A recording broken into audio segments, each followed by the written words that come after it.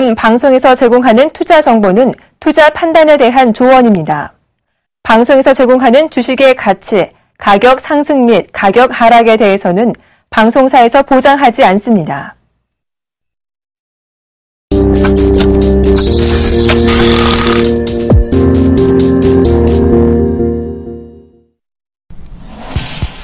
시청자 여러분 안녕하십니까? 오늘장 내일장의 김동현입니다. 오늘 상승 출발했던 양시장 모두 상승 흐름을 이어가고 있습니다.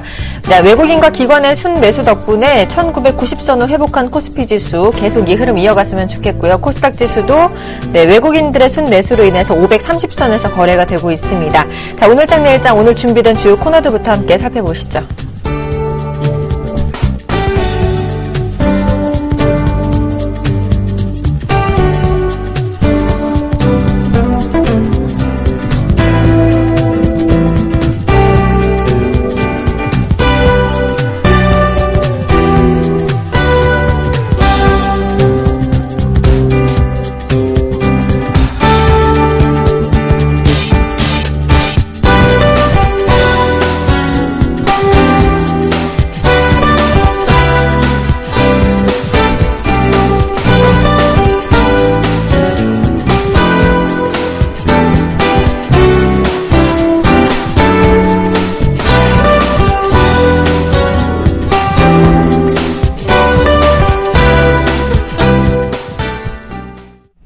네, 첫 코너는 오늘 우리 시장에 어떤 이슈가 영향을 미쳤을지 LIG 투자증권 투자전략팀의 유선웅 연구원 연결해서 오늘장 이슈 점검과 내일장 전략까지 세워보도록 하겠습니다. 안녕하십니까? 네, 안녕하세요. 네, 반갑습니다. 중동발 지정학적 리스크가 확대된 이래 유가가 상승을 하고 있습니다. 유가 급등이 어떤 영향을 미칠 수 있는지 말씀해 주시죠. 네, 일단 주요 국제 원유인 미국의 서부 텍사스산 중진유나 유럽의 북해산 브렌트유 가격이요 6월 들어서 3에서 4% 정도 상승을 했습니다.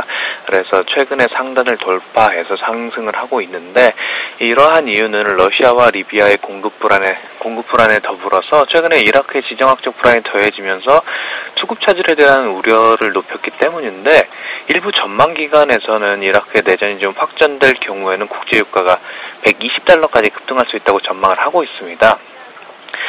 유가 상승의 이벤트를 지난 과거 경험을 살펴보면은요, 1990년 이후에 총 4번의 유가 급등이 있었습니다. 1990년대에 이라크가 쿠웨이트를 침공했을 때, 2002년도에 2차 걸프전 당시, 그리고 2005년에 미국 카트리나 사건, 그리고 2011년에 재작년이죠.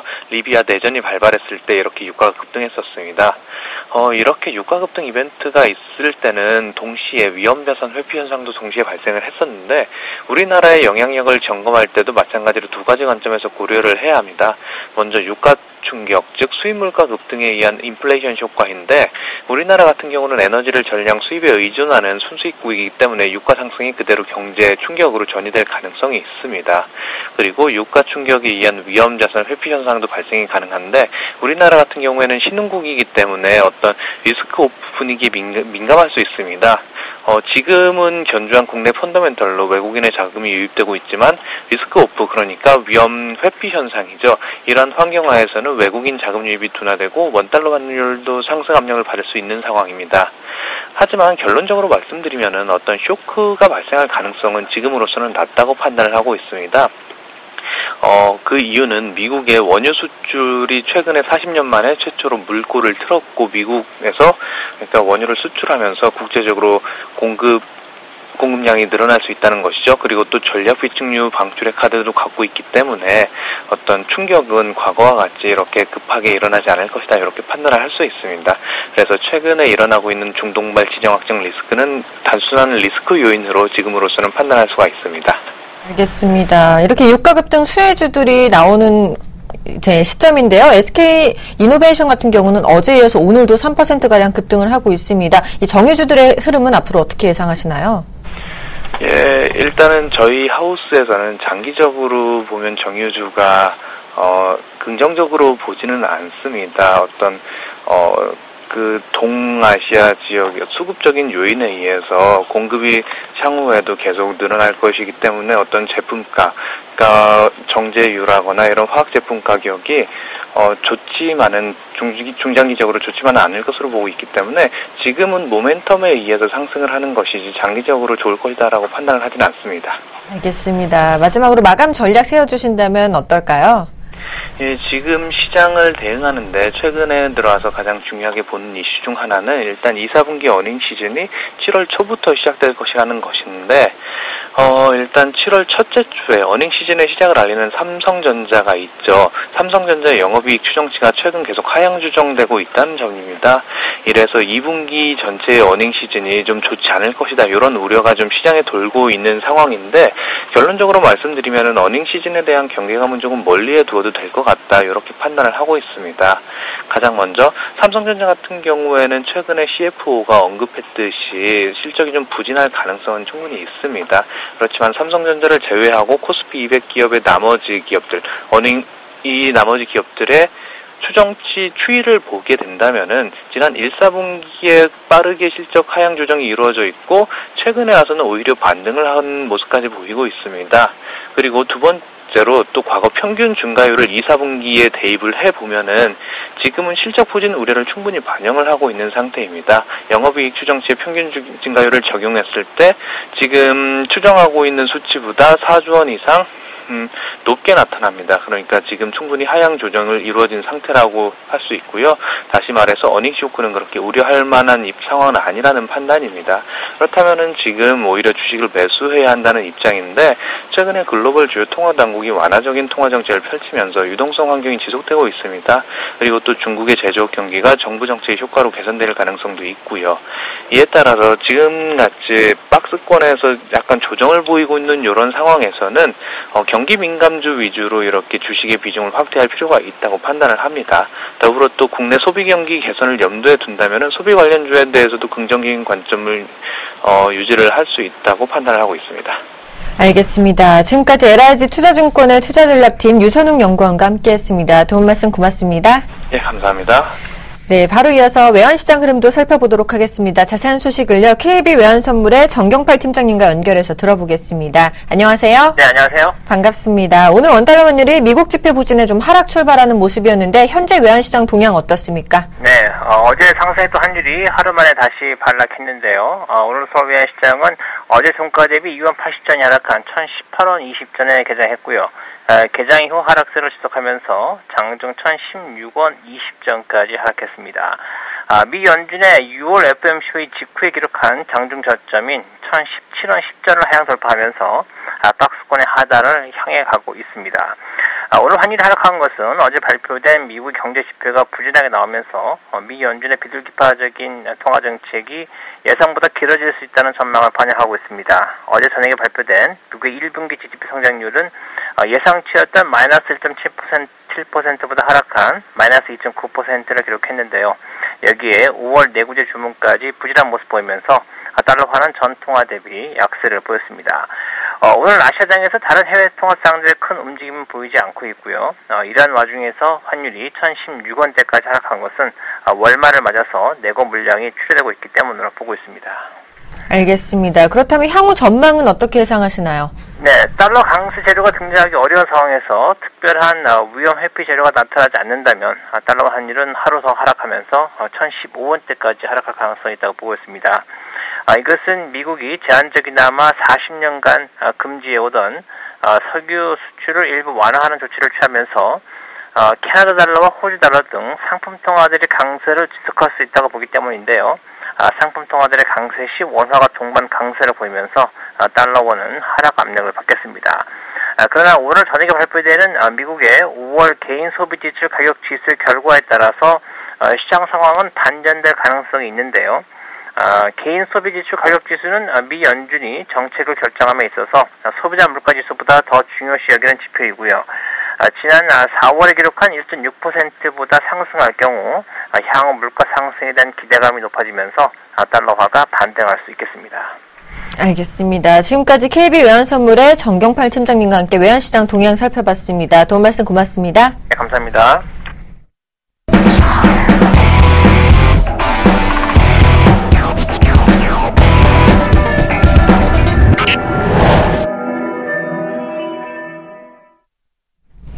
네, 김용준의 시장 돋보기 시간입니다. 오늘 어떤 이슈가 주목을 받고 있을지 샘플러스 김용준 멘토와 함께 자세히 알아보겠습니다. 안녕하세요. 네, 안녕하세요. 네. 반갑습니다. 네. 자, LED 관련주인 서울반도체에 대한 하반기 실적 기대감이 굉장히 높다고 하는데요. 네. 이 부분 전해주시죠.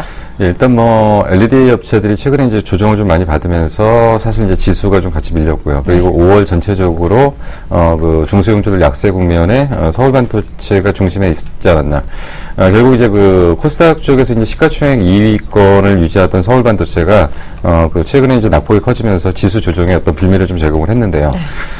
계속적으로 이제 LED에 대한 업황을 좀 얘기를 할 때 LED라는 것은 성장성이 상당히 높은 쪽이기 때문에 다소 이제 현재 고평가돼 있다 하더라도 크게 문제가 되진 않을 거다. 그래서 앞으로 시장이 폭발적으로 늘어나게 되면 그런 부분에 이제 수혜가 예상된다라는 얘기를 좀 드렸는데요.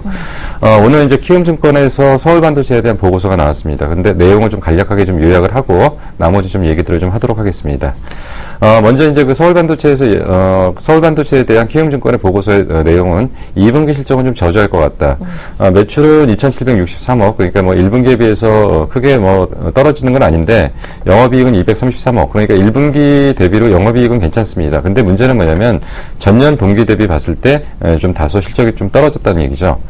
그러면 실적이 하락했던 가장 큰 이유가 뭐냐라는 좀 내용도 좀 살펴봐야 되는데 첫 번째로는 이제 환율입니다. 환율이기 때문에 당연히 환에 의해서 그 이익폭이 감소되는 현상들을 보이고 있는 거고요. 이거는 이제 뭐 서울 반도체만의 문제가 아니고 전체적인 어떤 중소형주들이 환율에 대한 해지를 지금 거의 못하고 있습니다. 그러니까 저번에도 한번 말씀드린 게 지금 중소형 기업들은 키코라는 트라우마가 있기 때문에 결국 환율에 대한 그 방어를 못하면서 사실은 환율에 완전히 오픈되어 있는 상태라고 일단 볼 수가 있습니다. 환 리스크에 대해서. 거기다가 또 이제 IT BLU의 가동률 하락이다. 아마 이제 제가 그 LED 설명을 많이 드렸기 때문에 이 정도의 단어는 이해가 되실 겁니다. 결국 이제 그 LED는 IT 쪽 부품으로 나가는 방법하고 그리고 이제 조명 쪽으로 나가는 두 가지 방법이 있다라고 말씀드렸고요. 그리고 IT BLU라고 하는 것은 결국은 그 TV나 아니면 모니터에서 뒤쪽에서 발광을 해주는 쪽이 무엇이냐. 그래서 뭐 CCFC냐, 아니면 LED냐, 아니면 OLED처럼 그 유기물질이냐, 뭐 이런 걸 갖고 얘기를 하는데 결국 이제 그 IT 그러니까 LED 쪽의 그러니까 IT 쪽, 그러니까 IT 부품 쪽에 대한 발광 쪽으로 하는 BLU 쪽의 가동률이 떨어지면서 이쪽에 대한 고정비 증가 현상이 나타나면서 결국 실적에 좀 감소 요소가 좀 나왔다라는 거고요. 또 한 가지는 이제 아크리치 3입니다. 아크리치 1, 2, 3가 지금 이제 그 구축이 되고 있는데 사실 이제 아크리치라는 게 뭐 최고의 장점이 뭐냐면 인버터 없이 그 LED를 가동시킬 수 있다. 뭐 이런 쪽에서 상당히 그 시장에서 주목을 받고 있는데 아크리치 3가 이제 본격적으로 3분기부터 아마 매출로 좀 잡힐 것 같고요. 그에 따라서 마케팅 비용이 좀 활발하게 좀 들어가는 것이 아마도 실적 저조의 직접적인 원인이 아니었냐 생각이 듭니다. 자, 이러한 내용들을 가지고서 이제 그 봤었을 때 그러면 그 서울반도체 같은 경우 조명하고 자동차 부분, 그러니까 자동차 조명이나 일반 가정용 조명이나 같다고 볼 수가 있는데요. 왜 자동차 조명을 별도로 분류를 하냐면 자동차 부품이라는 것은 별도의 조명과 다른 한 단계 더 자동차 부품의 제조 공정이 들어가기 때문에 결국 이거는 분류를 하는 겁니다. 그래서 지금 조명 쪽하고 자동차 분야 쪽은 계속적으로 순항 중이고 하반기에 북미 시장 개화가 직접적으로 서울 반도체의 실적에 영향을 미칠 가능성이 있기 때문에 이런 쪽에서는 지금 2분기는 좀 안 좋고 2분기의 그 실적 저조 원인이 그렇게 문제가 되는 부분이 아니고 그리고 하반기에 좀 기대가 된다라는 얘기가 오늘 키움증권 보고서의 전체적인 내용의 요약입니다. 알겠습니다. 자, 이 성장 동력 부분에 대해서도 좀 여쭤보고 싶은데요. 예. 조명 분야랑 자동차 분야랑 좀 나눠서 설명을 해주실까요? 예. 자동차 분야는 이 앞에 LED를 이제 앞으로 좀 법적으로 좀 장착해야 된다 이런 얘기도 있던데 이런 것도 수혜가 될 수 있을까요? 법적으로 장착하는 것보다 아직은 옵션 사항이죠. 그러니까 고급차 중에 일부에 대해서 이제 자동차 업체별로 이제 선택을 하는 거고요. 못하는 이유가 뭐냐면 할로겐에 대한 부분은 분명히 이제 그 친환경의 문제가 있기 때문에 결국 전체적으로 LED로 좀 교체가 될 건데 단 문제가 뭐냐면 단점은 비싸다는 거죠. 비싸다는 거에 문제가 있는 거죠. 자, 조명 부분은 지금 보니까 그 시장이 많이 열렸어요. 사실은 조명 부분은 시장이 많이 열려서 2013년도에 이쪽 그 이제 서울반도체 쪽에서 조명 쪽에서 이제 그 매출을 660억 정도 했는데 아마도 2014년도에는 한 1,500억 정도를 매출이 일어날 것 같다. 조명 분야에서만. 그렇기 때문에 뭐 전년도 대비 2.5배 정도 상승할 걸로 일단 보이기 때문에 조명 부분에 대한 성장은 계속적으로 나타나고 있다는 것은 상당히 긍정적인 모습이고요. 근데 이제 조명 쪽은 사실은 이제 그 그 LED 쪽의 단가가 워낙 많이 떨어져서 이 기여도에 대해서는 그렇게 많이 기여하는 부분은 아니지만 분명히 이쪽은 향후 굉장히 어떤 그 회사의 중요한 성장 엔진이라고 일단 볼 수가 있습니다. 또 하나는 이제 자동차 쪽인데 사실 이제 우리나라보다는 북미나 유럽 완성차 업체를 지금 고객으로 지금 확보를 하면서 고객 다변화를 현재 진행을 하고 있는 중이고요. 13년도 매출 800억, 그리고 이제 14년도 매출 1100억. 매출의 성장 속도는 조명 부분보다는 좀 더디지만, 그러나 이쪽은 상당히 고부가가치 쪽이기 때문에 절대적인 회사의 이익을 기여하는 데 있어서는 이 기여도 측면에서는 가장 큰 쪽이 또 이쪽이라고 일단 볼 수가 있습니다. 그래서 지금 이제 그 서울반도체의 실질적인 그 지금 현재 어떤 그 하반기의 실적에 강한 모멘텀을 보일 수 있는 부분들은 결국 조명 부분과 자동차 부분으로 나눠서 볼 때 아마 매출 부분에서는 조명 쪽에서 상당 부분을 끌고 갈 것 같고요. 그리고 이제 이 기여도 측면에서는 자동차 분야에서 많은 기여를 할 걸로 일단 판단이 됩니다. 네, 이 서울반도체가 한 3년 전만 해도 굉장히 시가총액 상위 종목군에 있었던 종목인데 다시 그 흐름을 이어갈 수 있을까요? 이제 이렇게 보셔야죠. 네. 사실 이제 우리가 LED 조명을 과연 지금 여기도 지금 LED 조명은 아니죠. 네네. 예. 근데 앞으로 LED 조명 다 바뀐다라고 한다면 실적은 폭발적으로 늘어나게 되겠죠. 그래서 이제 시장이 이제 뭐 그 아주 적게 열렸다가 2배 커지고 4배 커지고 8배 커지고 16배 커지는 그럴 수 있는 시장이 또 LED 시장이기 때문에 아마 그렇게 된다라고 한다면 서울반도체의 시가총액은 상당히 올라가겠죠. 당장 이제 2분기에 좀 실적에 대한 우려들이 일부 나타났는데 이제 그 사실은 그거보다는 제가 볼 때는 그동안 이제 LED 종목이 많이 올라왔던 거에 자연스러운 조정의 핑계거리였던 것 같고요. 3분기에는 매출이 다시 회복되고 있습니다. 3분기에는 매출이 이제 앞부분에서 말씀드렸을 때 2분기는 한 2,700억 정도 했다라고 했는데 3분기 매출은 한 3,000억을 넘어갈 것 같고요. 영업이익도 거의 100억 이상 다시 올라오는 흐름이 된다고 본다면 그렇다면 실적에 대한 우려에 대한 부분들은 상당히 회복이 될 것 같고요. 근데 뭐 사실 이 종목이 실적만 갖고 갈 수는 없습니다. 왜 그러냐면 서울반도체라는 것은 현재 시가총액이 실적 대비로 좀 고평가 영역은 맞습니다. 그래서 성장하는 산업들은 항상 고평가 영역에서 매수가 돼서 저평가 영역에서 매도를 한다라고 얘기를 많이 하는데 시장이 폭발적으로 늘어나서 매출이 급격하게 올라올 때 주가는 올라가도 오히려 실적은 저평가되는 영역으로 바뀌어가는 것들입니다. 그래서 지금 이런 종목을 갖다 대부분 고평가 영역에서 매수해서 저평가 영역에서 매도한다는 얘기를 합니다. 그러면 하반기에는 실적도 회복되지만 강력한 모멘텀이 좀 하나 존재하고 있습니다. 결국 이제 앞으로는 백열등 판매 금지, 형광등 판매 금지 조치, 그리고 뭐 할로겐 기타 등등 여러 가지 판매 금지 조치가 연달아서 이루어질 것 같은데 백열등의 판매 금지 조치는 올해 1월 달부터 시작이 됐지만 실질적으로 백열등의 재고량이 좀 있었기 때문에 재고 소진 부분이 좀 아직까지 있었기 때문에 LED에 대한 조명의 직접적인 연결 매출로 연결되는 데는 좀 시간이 걸렸습니다. 그런데 이제는 재고 소진이 거의 되면서 백열등 판매 금지 조치에 대한 실질적인 수혜가 공백이 LED로 메꿔지는 시기가 됐고요.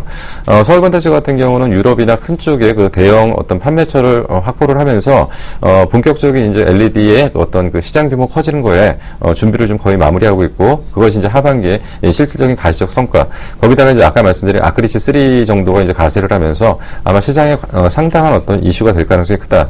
그렇다고 한다면 서울반도체는 향후 하반기의 주가 흐름은 조금 더 긍정적으로 보셔도 무리가 없다라고 판단이 됩니다. 네, 실제로 이 LED 전구를 사용해 보니까 굉장히 전기료가 적게 들더라고요. 네, 그것도 그렇고 사실은 이게 보통의 전기는 덥습니다. 열이 나는데 LED는 반도체 칩이기 때문에 자체적인 발열이 안 돼요. 그러다 보니까 이제 오히려 여름 같은 때 에너지 절감 내지는 이제 뭐 이런 그 더운 부분들 해결하는 거. 그래서 뭐 그런 쪽에서 친환경 쪽에서 굉장히 긍정적입니다. 예. 알겠습니다. 오늘 김용준의 시장 돋보기 시간에는요 서울반도체에 대해서 얘기 나눠봤습니다. 오늘 지금까지 샘플러스 김용준 멘토와 함께했습니다. 고맙습니다. 네, 감사합니다.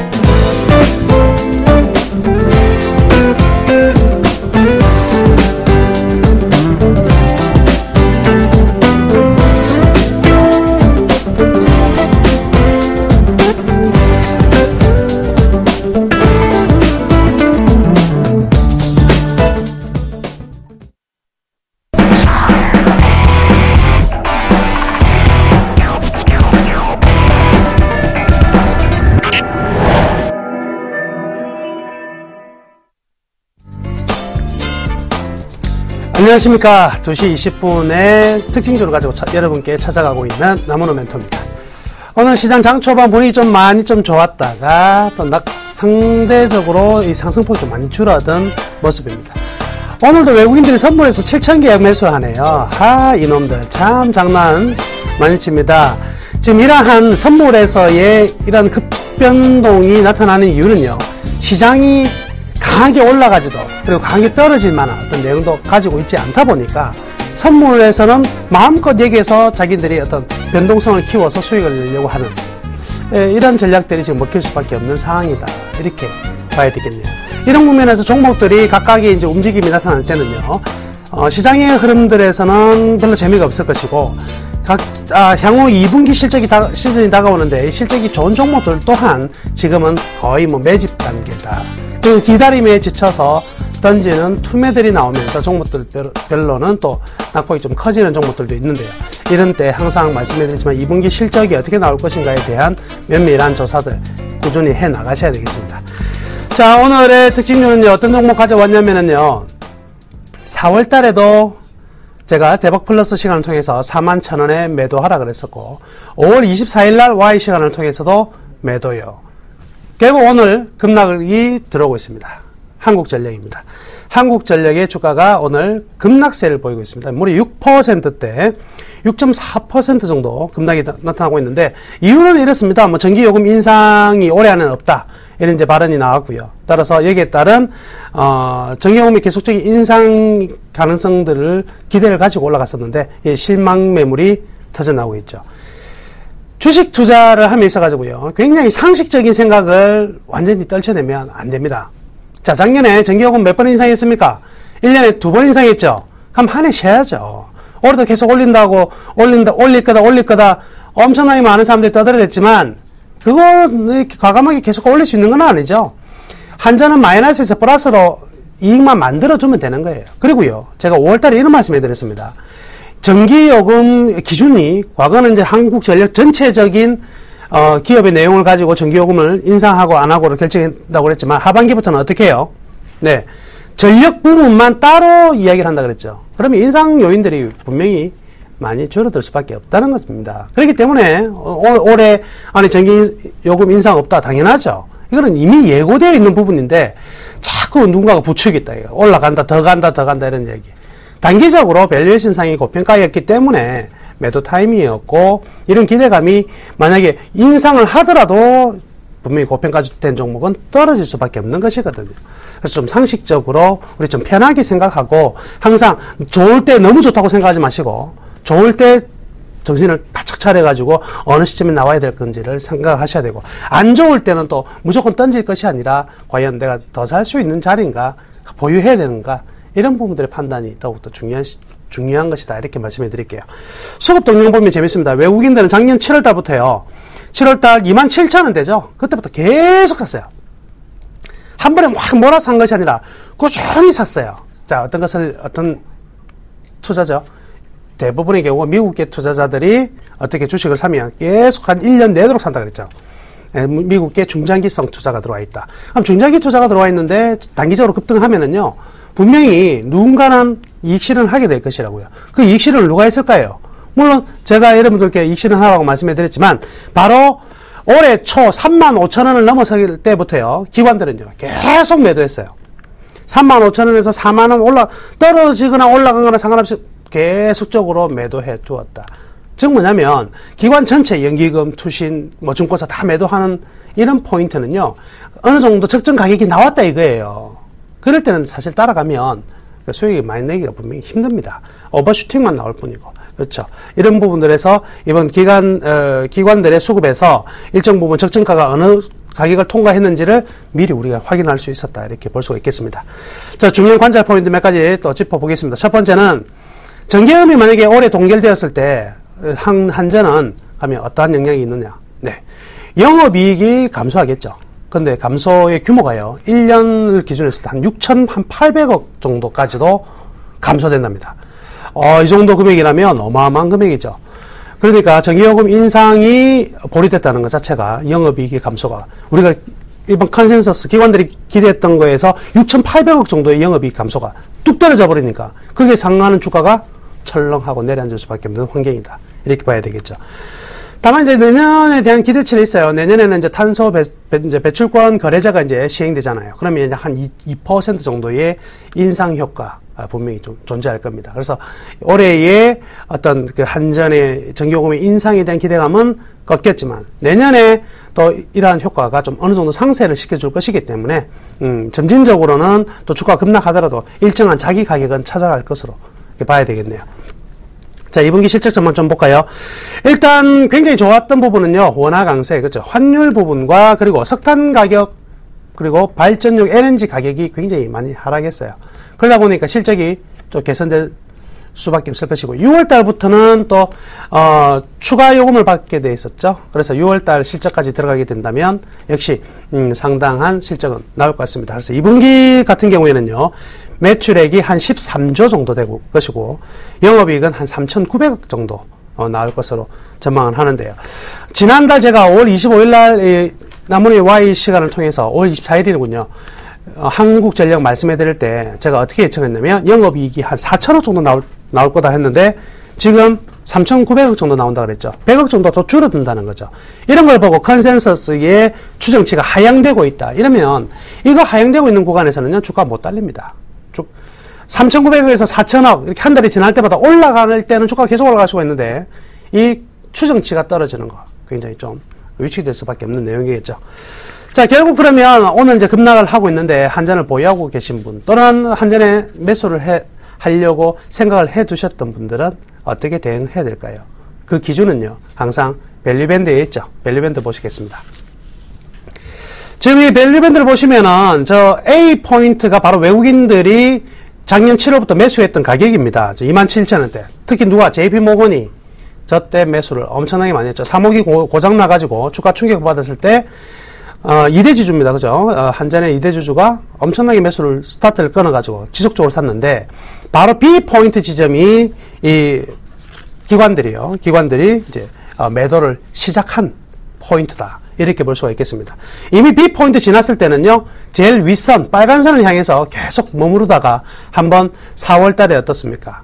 완전히 튕겨져 나가는 오버슈팅의 모습이 나왔죠. 바로 저 구간이요, 매도 타이밍이었습니다. 그래서 제가 대박벌러 시간을 통해서 매도, 그리고 이 Y 시간을 통해서도 매도. 결국 이제 오늘 다시 떨어지게 됐는데, 저 C 포인트, 저게 바로 이제 적정 주가선입니다. 저 C 포인트가 적정 주가인데, 내재 가치하고 실적, 그리고 실적의 전망성까지 고려했을 때, 역사적 마켓 밸류까지 고려했을 때, 적정 가격이 얼마 나오냐면 34,000원 나와요. 그럼 지금 가격이요, 37,000원이니까, 저는 아직도 3,000원 더 비싸다. 이렇게 말씀해 드릴게요. 단기적으로 오버슈팅이 있었고요. 거기에 따라서 매도 욕구가 강했던 매물들이 터져나오고, 그래서 가격이 하락하면 고점에 샀던 매수자들의 손절매 물량이 나오고, 거기에 따라서 심리가 악화되고, 이런 반복적 도미노 현상이 분명히 진행될 가능성이 높다. 그래서요, 일단 보유 물량도요, 가지고 계신 분들도요, 아직 3,000원 정도 더 가격이 떨어질 수 있으니까 일단 내일이라도 반등 나오면은요, 잘라내십시오. 그래서 잘라내가지고 현금을 좀 보유하는 게, 나는 내년, 2년, 3년 계속 가져갈란다! 그렇게 생각하실 분들은요, 좀 잘못된 생각입니다. 왜냐면 내년, 내후년에 한국전력이 어떻게 될지 어떻게 합니까? 모르죠. 주가는요, 이렇게 불확실성만 가지고 장기 투자하는 거 결코 성공하지 못합니다. 그래서 단기적으로 우리가 예측 가능한 범위를 연장 해나가는 거지, 나는 무작정 들고 있겠다, 그런 투자가 아닙니다. 방치입니다. 그래서 가지고 계신 분들은 일정 부분 일단 물량을 좀 처리한 다음에 펀더멘탈이 좋고 저평가된 종목을 잡아나가는 이런 일종의 이러한 투자 습관을 들이셔야지만 여러분들이 주식 투자에서 성공하실 수 있습니다. 자, 이번 주 일요일에는요, 여러분들과 제가 함께 만날 수 있는 장소와 시간이 준비가 되어 있습니다. 일요일 오후 2시죠. 양재역에서 나오시면 외교센터 있습니다. 외교센터 2층에 강당이 있는데 아주 좋아요. 주차도 아마 일요일이니까요, 무료 같은데요. 여러분들 많이 오셔가지고 저와 다음 달 7월달 장사에 한번 멋지게 한번 설계를 했으면 좋겠습니다. 감사합니다. 내일 뵙겠습니다.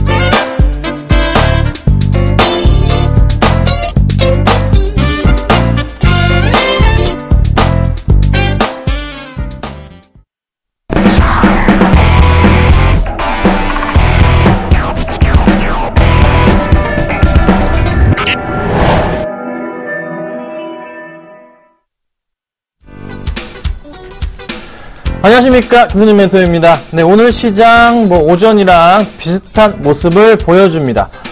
코스피 지수는요 1990포인트 부근에서의 움직임 나타나고 있고요. 코스닥은 530포인트 정도로 한 0.5% 부근에서 두 지수 다 잘 움직여주고 있습니다.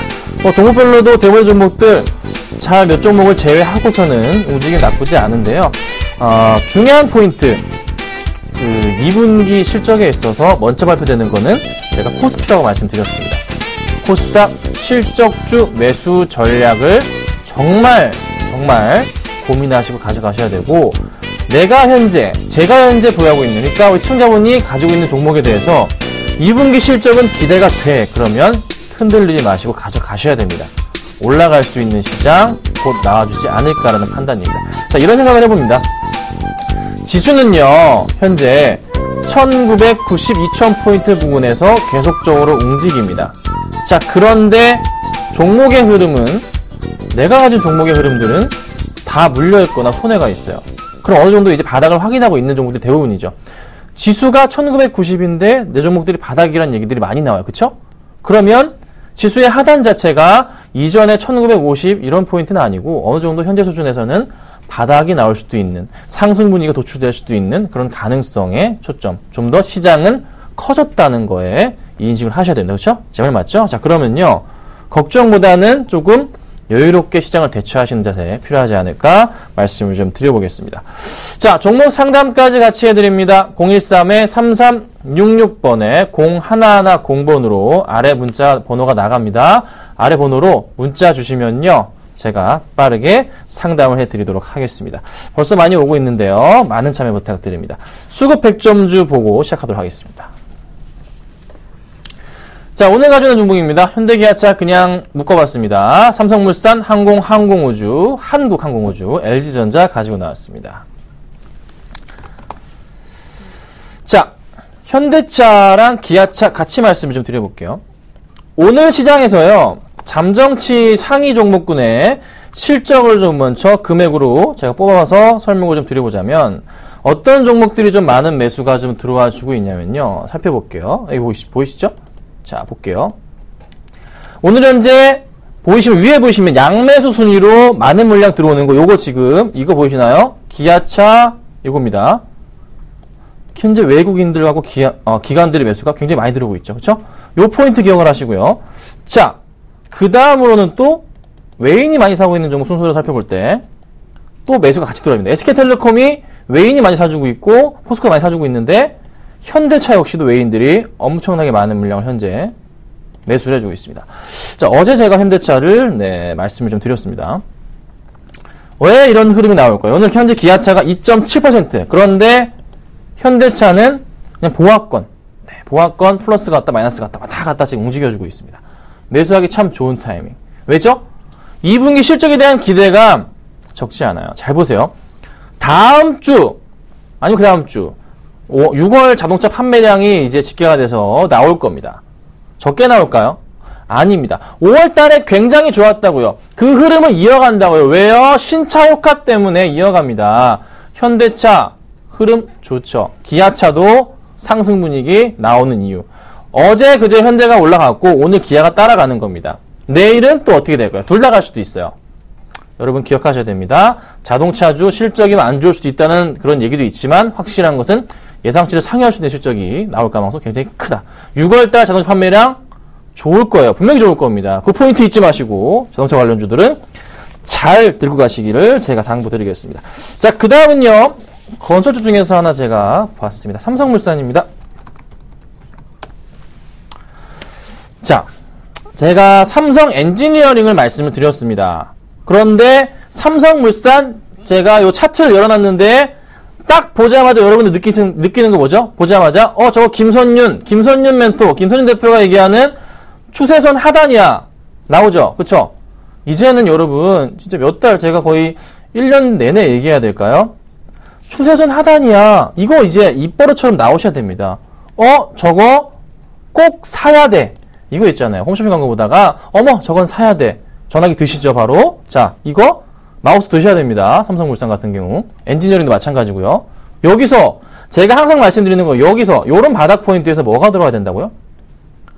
수급이 들어오면 매수를 해야 된다. 마우스 들고 들어가야 돼요. 컴퓨터로 마우스 들고 컴퓨터로 가야 돼요. 컴퓨터 앞에 서야 된다고. 앉아야 된다고요.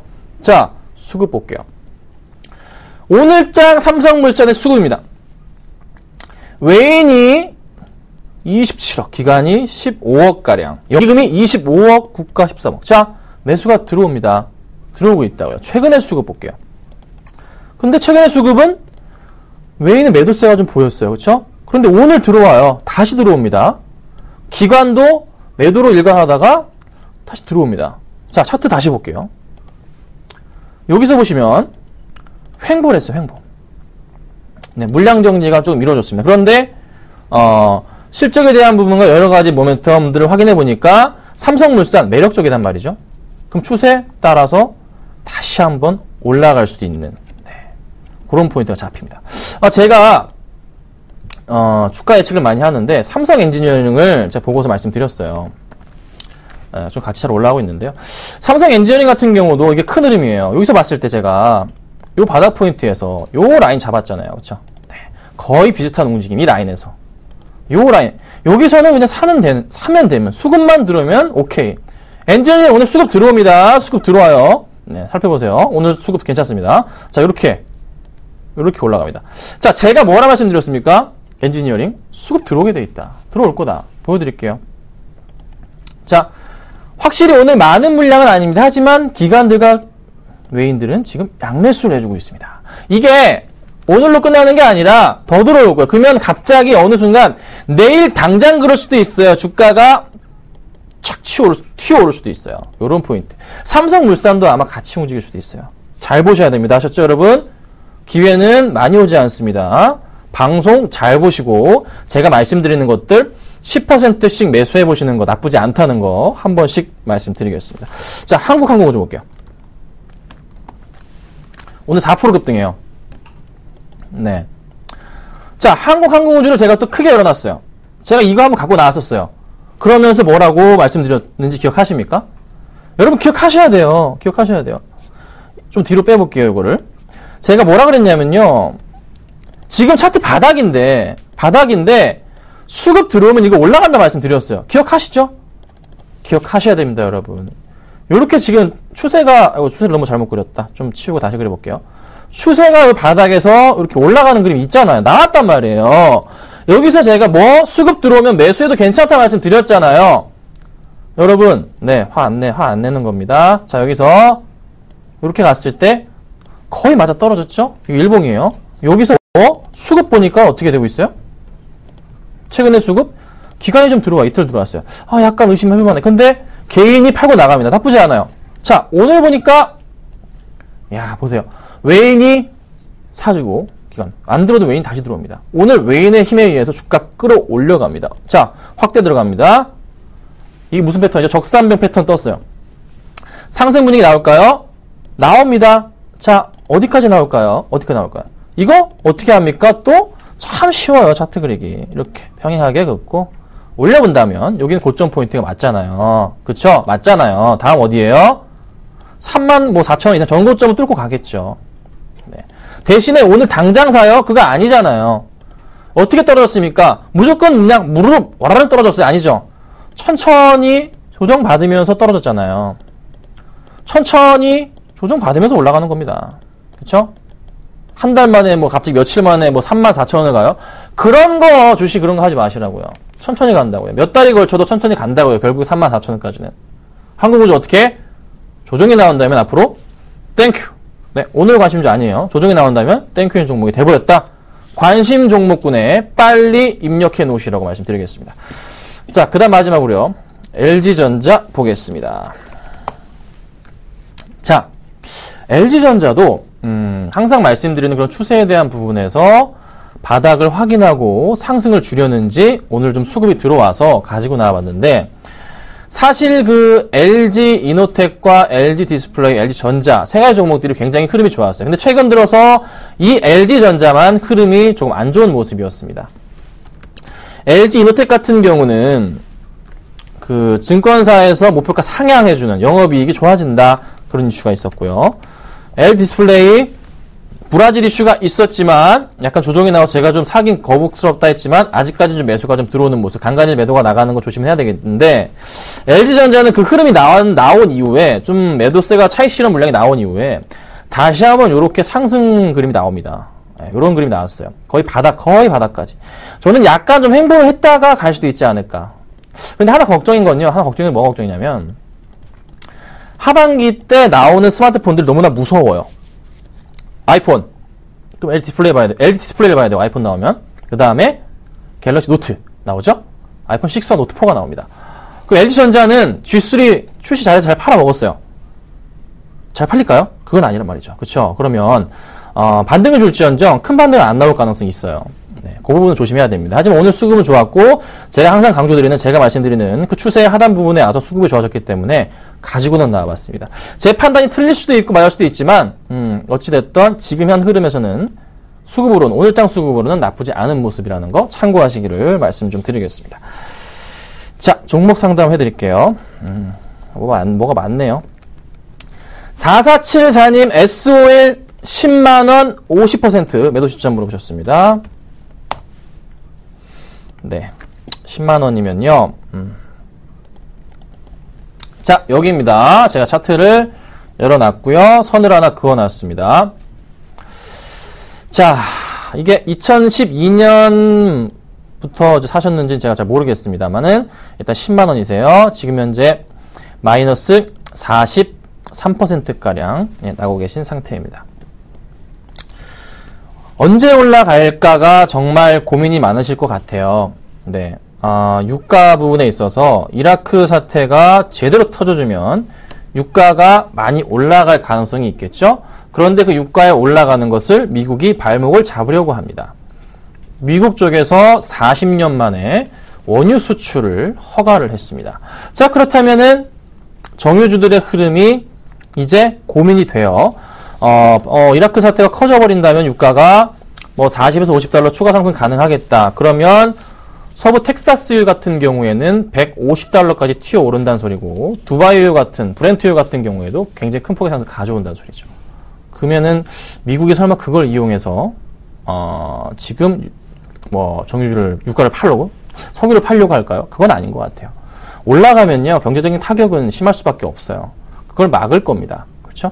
자, 그러면 정유주에 대해서 상승폭 분위기가 나올 가능성, 당장은 지금 현재는 단기적인 조금 그 투기 세력에 의한 투기 세력에 의한 상승이라 판단이고 당장의 큰 흐름을 장기적으로 보기에는 아직 생각하긴 이르다는 생각이 듭니다. 그래서 힘드시겠지만 조금 기다리셔야 됩니다.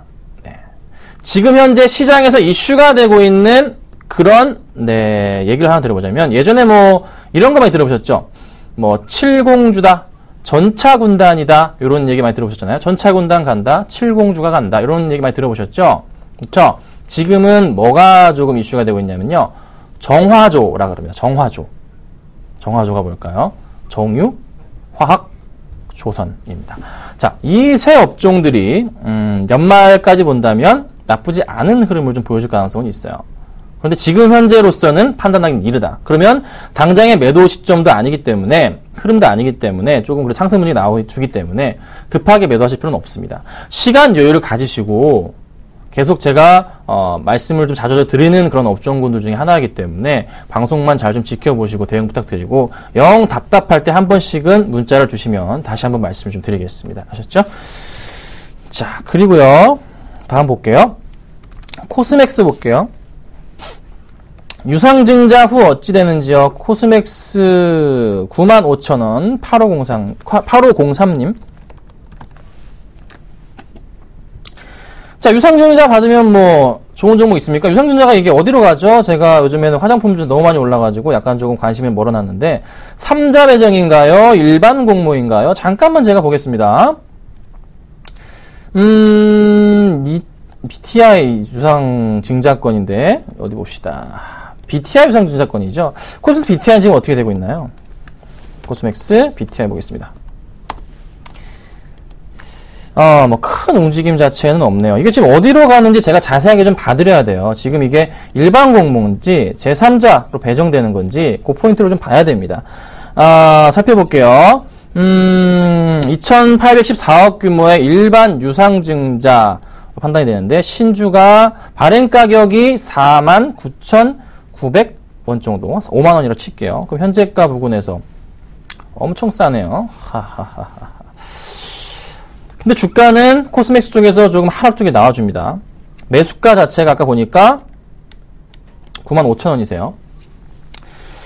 판단하기가 좀 애매하긴 합니다. 하지만 시장 분위기는 지금 현재 악재로, 보통 현재 악재죠. 재산 배정이 아닌 이상은 보통 악재로 판단이 됩니다. 그래서 주가가 하락하는 거기 때문에 조금 비중이 크시니까 줄여보시는 거를 제가 말씀을 좀 드려보겠습니다. 코스맥스 BTI 같은 경우는 빠지지 않고 잘 버텨주고 있는 흐름에서 오늘장 빠졌다 다시 올라가고 있는 모습인데, 추가적인 하락이 나올 가능성 배제할 수가 없습니다. 코스맥스 BTI 같은 경우가, 죄송합니다. BTI 발행 가격이 그 포인트라서 더 이상 빠지지는 않고서 올라가고 있긴 한데요. 사람들이 과연 얼마나 조금 매수를 해줄까요? 네, 그게 좀 궁금하네요. 발행가가 그렇게 쏙 마음에 들진 않아요. 네. 그래서 저는 그냥 다른 걸 하는 게 어떨까? 당장의 그 매수 흐름에서 봤을 때 코스맥스의 영향 자체는 제한적이지만 그래도 차라리 속 시원하게 고민하지 마시고 다른 종목군으로 좀 유동해 보시는 게 어떨까 말씀을 드립니다. 왜요? 발행가가 마음에 안 듭니다. 발행가가 너무 마음에 안 들어요. 네, 5만 원이잖아요. 5만 원. 그쵸? 그래서 저는 차라리 신경 쓰지 마시고 다른 종목군으로. 발행가가 싸다면 많이 떨어질 텐데 또 그렇지도 않아요. 찝찝합니다. 네, 찝찝한 느낌이에요. 그래서 정리 부탁드리도록 하겠습니다. 자, 그 다음은요, 리온쿠첸 보겠습니다. 네, 리온쿠첸이 9665님, 리온쿠첸 12,000원 보겠습니다. 자, 수익 중이시네요. 12,000원 잘 사셨어요. 레벨업 합니다. 리온쿠첸이 가면 이 정도 잘 가죠? 부산방직. 네. 부산방직은 제가 작년 2월 달에 추천을 드렸습니다. 초장기 투자 종목으로 말씀을 좀 드렸고요. 수익률은 정말 잘 올라가고 있는 상태인데, 자, 리온쿠첸 같은 경우도 정말 잘 가요. 성장성에 대한 부분이죠. 수급으로밖에 해석이 안 됩니다. 지금으로 봤을 때. 자, 마음에 좀 걸리는 게 외인들의 매도세 언제부터입니까? 언제부터일까? 6월 거의 한 중반부터 해서는 외인들이 매도로 일관하는 모습. 기관이 매수를 해주고 있지만 그 주체의 흐름에서 깨끗하지 않고 마음에 안 드는 모습. 개인들만 사는 게 최근의 모습으로 포착이 됩니다. 이거 안 좋은 거라 말씀드렸죠. 자, 그러면 최근에 오르는 거 나쁘진 않은 모습이에요. 외인이 흐름에서 기관들이 조금 버텨주고 있는 모습에서. 그런데 자꾸 이 꼬리가 달리네요. 최근 들어서는 조금씩. 비중을 줄여보시는 게 어떨까요? 성장성은 분명히 있어요. 분명히 있지만 수급은 지저분해지고 있습니다. 기관들도 팔고 나가고 지저분해지고 있다고요. 오늘장 수급 잠깐 체크해 볼게요. 오늘장 수급 외인 또 나갑니다. 또 매도 쳐요. 기타법인 쪽 매도세 많은 물량은 아니지만 또 외인이 또 나갑니다. 이거 좋은 거 아니거든요. 그러니까 조금은 그 리온쿠첸에 대해서는요, 비중을 조금 줄여보자 의견을 드려볼 테니까요. 만약에 오늘은 괜찮겠지만 내일 하락이 나온다면 정말 줄이셔야 돼요. 그 포인트 맞추시고 대응하도록 하겠습니다. 자, 여기까지만 하고요. 제가 저 문자 많이 주셨는데 정말 감사드립니다. 자, 종목 AS를 좀 하도록 하겠습니다. 보유하고 있는 종목 살펴보겠습니다. 현재 보유하고 있는 종목이 좀 많습니다. 7개인데요. 두산이프라코 잘 가고 있죠? 가져가도록 합니다. 광동제약 목표가 상향시켰습니다. 역시나 너무너무 잘 가고 있어요. 여러분 행복하십니까? 홀딩하세요. 자, 한국타이어 같은 경우도 좀 빠지고 있긴 한데 괜찮아요. 바닥 라인이 다시 한번 높아지고 있어요. 그러면 가져가야죠. 현대제철 또 많이 오르고 있습니다. 또 가져갑니다. 자, 그 다음 롯데케미칼 오늘 좀 올라가네요. 그래서 보합권 움직임, 삼성엔진, 현대차. 자, 뒷판에 있는 롯데케미칼, 삼성엔지니어링, 현대차는요, 이제 추천했어요. 이제 며칠 안 됐습니다. 네, 그래서 걱정하지 마시고 바닥 확인되고 있는 된 종목들이니까 잘 들고 가시면 되겠다라고 좀 말씀 좀 드리겠습니다. 자, 이 중에서 좀 많이 빠지고 있는 거 뭐가 있나요? 뭐 한국타이어랑 삼성엔지니어링. 아까 삼성엔지니어 말씀을 좀 드려봤고, 현대차 얘기를 좀 드려볼까요? 한 번 더 짧게 말씀드릴게요. 자, 매수가예요. 매수가. 현대차는요, 이 흐름에서 보시면 돼요. 22만원 바닥 포인트. 여기서 반등 주는 포인트 잡힌 겁니다. 그 오늘 외인 사고 있죠? 외인들 사고 나서 기관들 또 들어오게 된다면 어떻게 될까요? 저는 고점 포인트 저는 23만 5천원까지는 가능하지 않을까. 자, 또 한 번 말씀드립니다. 갑자기 내일 튀어 올라가서 급하게 가는 거 아니에요. 절대 아닙니다. 천천히 올라간다 말씀드렸습니다. 그쵸? 그 포인트 기억하시고, 최소 제가 볼 때는 2주에서 3주 정도는 걸리지 않을까라는 판단입니다. 그래서 잘 홀딩하시고 가져가시면 될 것 같습니다. 아셨죠? 자, 오늘 사실 관심주가 없습니다. 7개이기 때문에 나머지는 30%는 현금 부여하고 가도록 하겠습니다. 고생 많으셨고요. 저는 내일 찾아오도록 하겠습니다. 감사합니다.